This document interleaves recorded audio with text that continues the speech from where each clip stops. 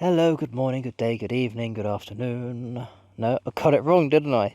Bloody hell, I always get it wrong. I did that on the 360 video as well. Same thing. Hello, good morning, good day, good afternoon, good evening. There we are. Afternoon, evening, that's how days work, isn't it?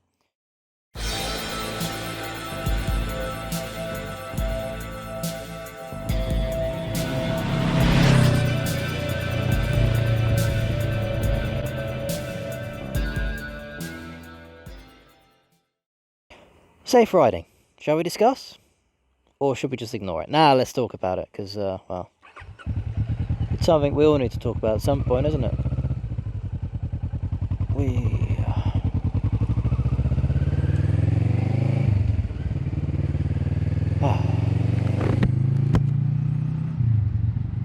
Now, allow me to start off this video by saying that I've got a few comments here and there from friends and from the odd person on the internet which just says, oh, your riding's crap, your gear shifts are horrible, you never lean the bike, and this and that and such, this guy's a bad rider and such. And it's fine, that's absolutely fine, because quite frankly I don't give a shit.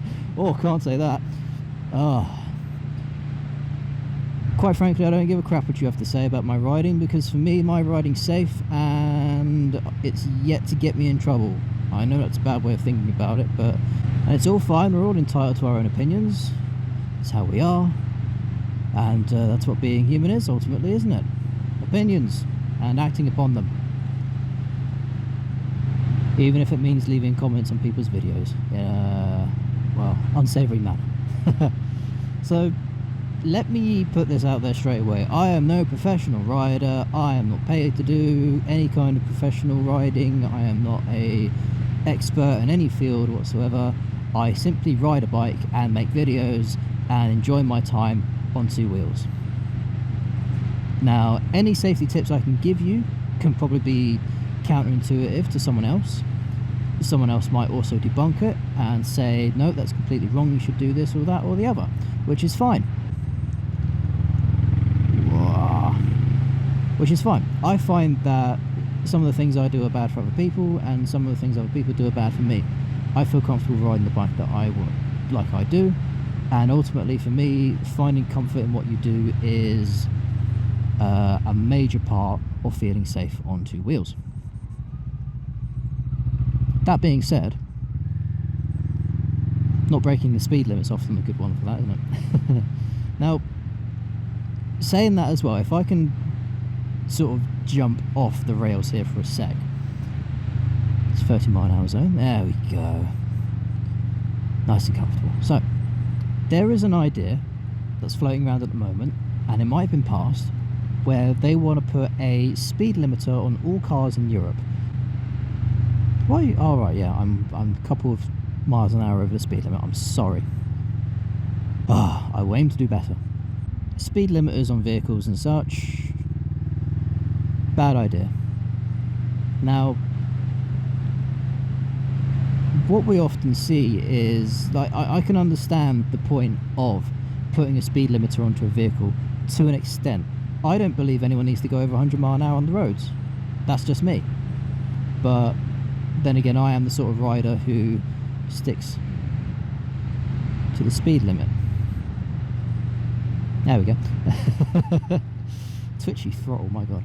So for me, like, if you was to impose the speed limit at, say, like the national speed limit, which would be like 70, maybe 80 mile an hour if you want to push it, then great.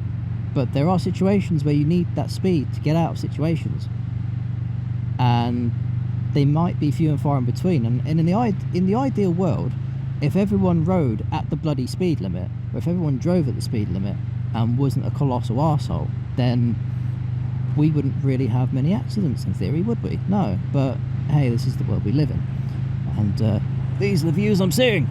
So what we have effectively is, like, people trying to clamp down on this kind of stuff to say, no, you are no longer able to go over the speed limit.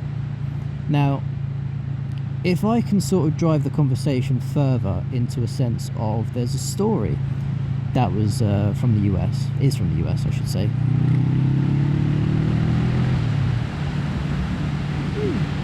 That's the point, actually. If your speed limit's limited to 70 mile an hour, can you imagine overtaking someone that's sticking to 70 mile an hour? You'd have to stay behind them. You wouldn't have the speed, the power to get past them. That's what the extra speed's there for. My God. Anyway.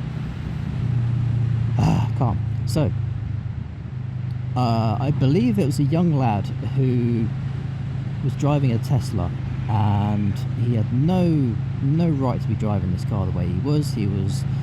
I think he was found out by the cops a few times. He got arrested on a few occasions, and they basically said, you are a dangerous driver, we are suspending your license, this, that and the other. I'm not sure if he passed his probation again, or if he passed, like, to get back to his driving license, whatever. Anyway, there was a speed limiter set on that car. I believe it was a Tesla. And the idea of this speed limiter was approved by the parents and the garage and the courts and all that sort of stuff, and it basically said you are no longer able to go over these excessive speeds because you are such a danger to other road users and to yourself. Why they didn't just ban the guy from bloody driving, I have no idea. Ban him for 5 years, see what happens, you know? Maybe he'll be old enough to understand that what he's doing is absolutely stupid. But unfortunately we didn't get to see that, because he crashed the car after removing the speed limiter. I think that's how, yeah. So from what I remember, my memory is terrible, but give way to oncoming traffic 9. Okay, my memory as a whole is terrible, but I think what happened was after the speed limit was put onto the vehicle, he went to a garage, maybe a friend's garage, whatever, but he was able to ask them to take the speed limiter off, or at least reduce its effectiveness so he could go faster. And he took it up the freeway, the highway, whatever you want to call it. I think he hit a central reservation, car went into a spin, hit something, hit the other side, and effectively the car just burst into flames. Killed his passenger. I think he survived it. I think he did. So this went to court because the parents of the guy who died, well, the parents of the one who died in the accident, are trying to sue the garage, or they're trying to sue someone. It might have been Tesla, the garage, and the parents, like the whole bloody lot of them, and the driver as well, for all of it, for their child's death. And I can understand that, because grief is a hell of a thing. I'm gonna go that way. Don't worry, you're quite alright. So I just saw all of this and I thought, yes, I need this in my life right now. Yeah, so driver survived, passenger died, parents of the passenger tried to take legal action against the parents, the driver, maybe Tesla, maybe the garage.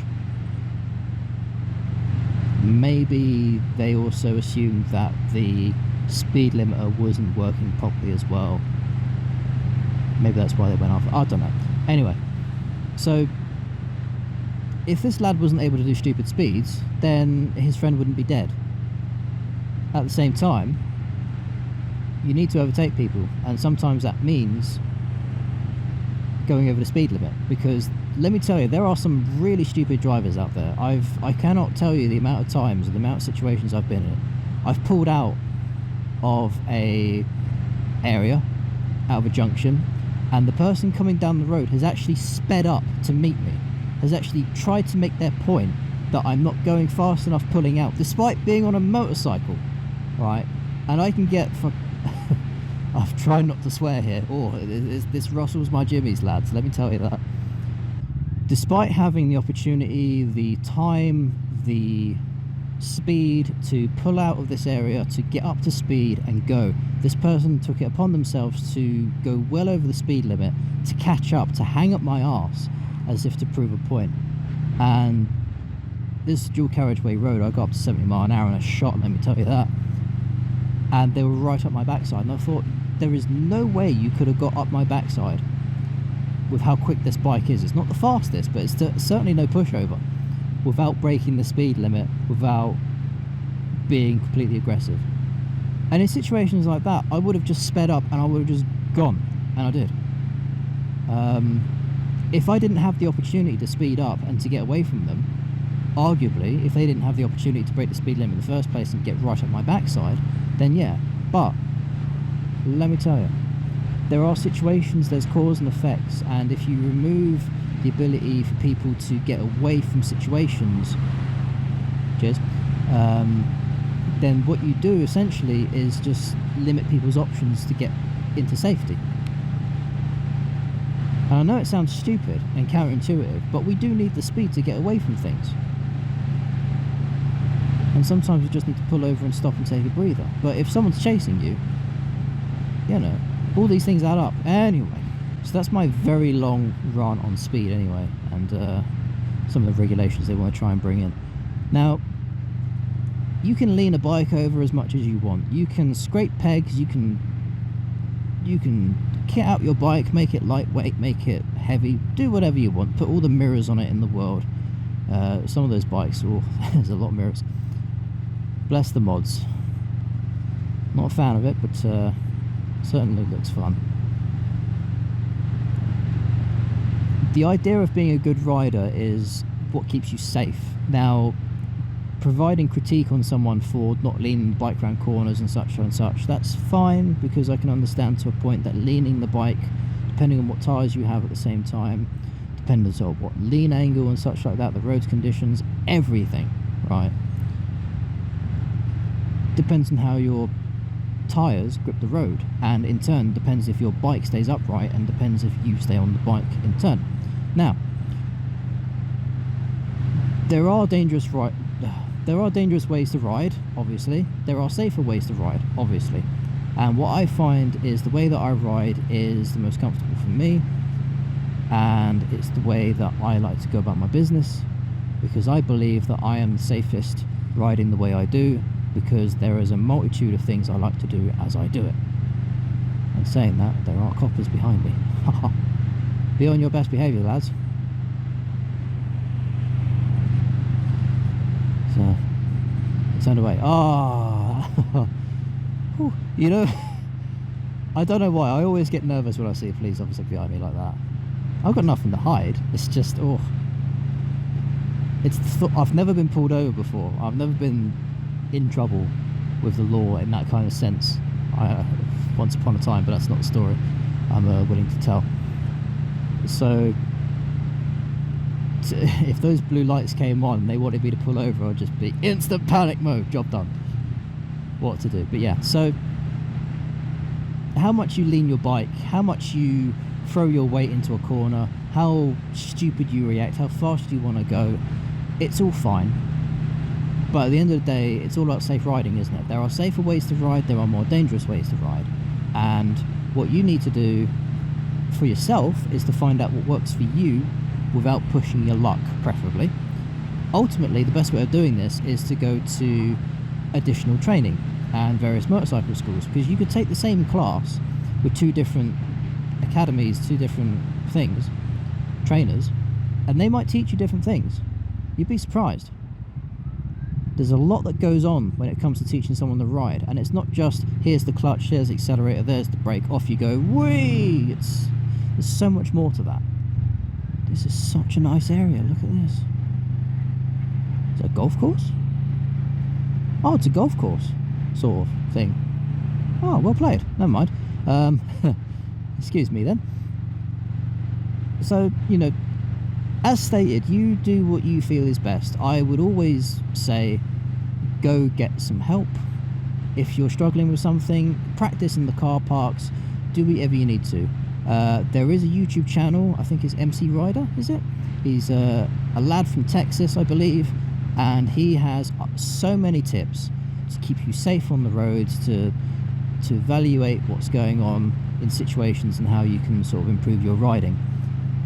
I'm amazed by this guy. He is like, I mean, in the Warhammer 40,000 universe, which I'm a massive fan of, there's something called a chaplain, and I think he was a chaplain in his regiment as well. He was in the army for a brief spell. Anyway, I won't give you his life history.